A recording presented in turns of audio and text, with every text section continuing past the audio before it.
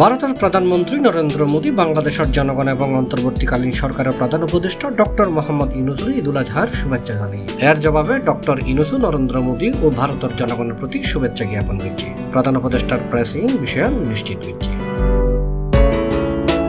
নরেন্দ্র মোদী জুনের 7 তারিখ পাঠানো এক বার্তা ডক্টর ইউনূস ও বাংলাদেশের জনগণের ঈদুল আজহার আন্তরিক শুভেচ্ছা জানায় হই এই পবিত্র উৎসব আত্মত্যাগ এবং সহানুভূতি ও ভাতৃত্ববোধের চিরন্তন মূল্যবোধের স্মরণ করাই দেয় জিএন একখান শান্তিপূর্ণ ও অন্তর্ভুক্তিমূলক বিশ্ব গঠন অত্যাবশ্যক। ওই সিডি মোদী অধ্যাপক ইউনূসের সুস্বাস্থ্য ও মঙ্গল কামনা করছে।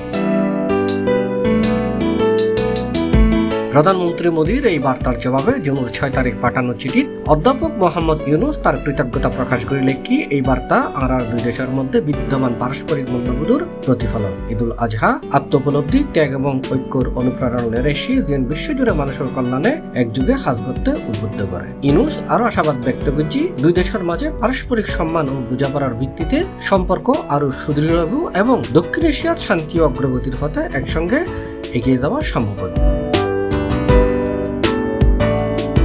C+ TV, Chittagong.